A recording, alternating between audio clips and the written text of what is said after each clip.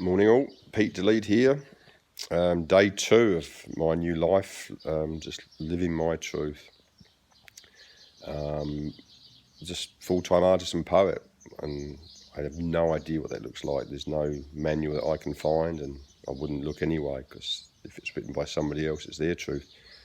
I'm finding out what my truth is, what my life looks like, and I can create that whatever I want, whatever I envisage. Just change from minute to minute, day to day, and Groundhog Day. Every day I just try and be a better version of myself, and only I can judge that. I listen to other people's opinions, of course, and gauge their reactions, but to try and be love in form. I don't know what that looks like because I've never seen it. I've seen versions of it, and when I lost everything, when my world come crashing down, I hid away for long periods of time. But I started to do what I've always done, actually surrounded by myself by what I consider to be good people. And some really beautiful Christians, and there was so many good things I saw in them, but there's other things too. I thought, not sure about that. So I would delete what I thought was not right, what I believed to be not right, and no judgment on them. It's my version for me, you know. I would take the good things that I saw and be those things, because I had no idea I was. I actually met a psychologist one day, and we had a beautiful conversation about, actually he woke me up to the dyslexia, how that had impacted my life, and it wasn't called that in my day. It was just all called, I don't know, go and do woodwork, you know. Don't make a nuisance of yourself. Don't, you know. I just didn't fit in at school. So anyway, I met this psychologist, and he just woke up this part of me that had been asleep for so long, been shut down by dyslexia, and I was in such a mess. I said to him, I have no idea who I am. I have no idea where to start. And we talked for a long time, and he was just sat in a cafe and chatted, and he said, just start with your standards, morals. What is your moral compass? And again, I had no idea of that, because I thought I'd been doing good all my life, and but there I was, homeless and alone, and hurt lots of people in my journey, and I'd become somebody that wasn't me. So I set about surrounding myself by good people. And bit by bit, I would delete what I saw in them as not good, and because I saw it in them, it was obviously in me. So I would take on the good, delete the not good, and bit by bit, try and be a more loving person. And here I am in my workshop, day 2 of my new life.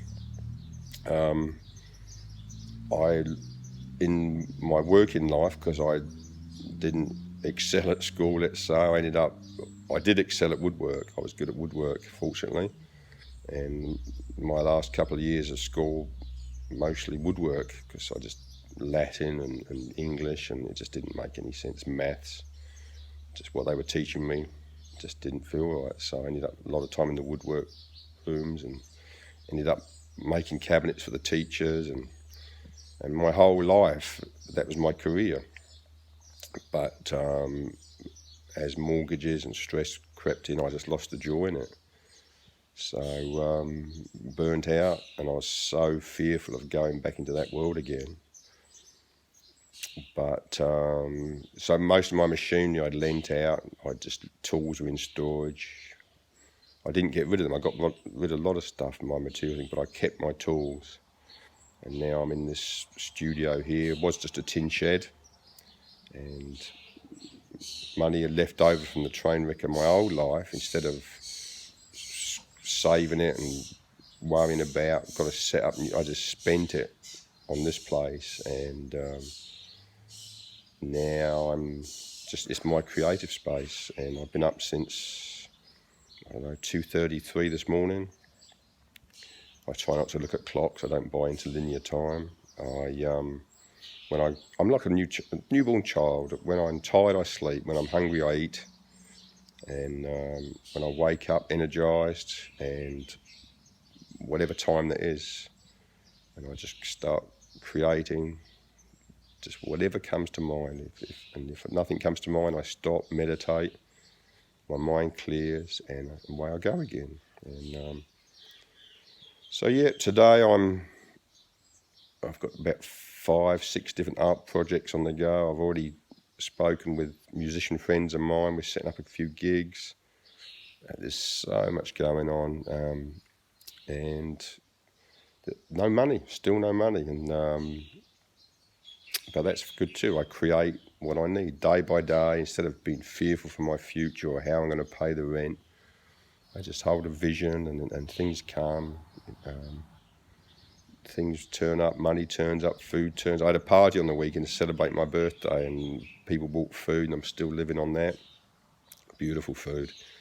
But my studio I'm in here, it's $500 a month. It includes spring water or bore water out of the ground, organic vegetables, Wi-Fi, electricity, and that's my entire living expenses. I've got a vehicle that I keep on the road, but if I haven't got the money, I don't go anywhere. I don't need to go anywhere. Everything's here. People come to me. So I'm waffling a bit now. I'm just going to go and do some art and just keep holding the vision. I used to, I think I spoke of this yesterday, I used to have a vision of what a happy life looked like. But I stopped that because I had realised I had no idea what happiness looked like, felt like. So I just now hold a loose vision of, I just ask for a happy life. And I, in that, whatever comes, I know is what I need for a happy life. And if it's hardship or confrontation or joy or bliss, I know that's what I need. If there's things to face up to, I know that's what I need to do. I know not run away as my lifetime pattern, not hide away or avoid or procrastinate. Things are coming to my life now that in the past would have terrified me. Being homeless and penniless being one of them. I mean, I'm not homeless. I have a van, but I don't have an address. I have a tax number, but I'm transient by choice, and I'm a peripatetic poet, I've been told. And I just travel, wander, wherever. If I get up bored, I just go and do something and travel. And hopefully, if you follow along on this journey, you'll see what living free looks like. There's so many people living as I lived, just fearful, trapped in a system, trapped in a world that just didn't feel right. And artists especially, I know so many artists that are just either been shut down by life circumstances or negative schooling, or they just work, and when they've got enough money, they do a bit of art, and then they struggle, flip-flopping between artist and not artist. And I'm not there. I just decided I'm not going to do that anymore. I'm just going to be a full-time artist. The Germans have a word, Lebenskünstler, life artist, and I've really adopted that. And we are the creators. We can create whatever we want. And I have visions constantly, and visions for my life, very powerful dreams sometimes, and all I have to do is hold that vision, and it happens, it comes true. And I'm not attached to that. The vision, often when my energy's down, the vision starts to crumble a bit and negative thoughts come in. So I do what I'm going to do very shortly, go to the ocean, have a swim, my energy's up, the vision returns. I just hold on to that. And even if I can't see it, I know the vision's still manifesting. The universe is just manifesting what I'm on earth to do. And I just hold the vision and show intent. Get up each day and do something towards that vision. Not sit and wait for it to happen, because it might happen, but it's not been my experience. So show intent.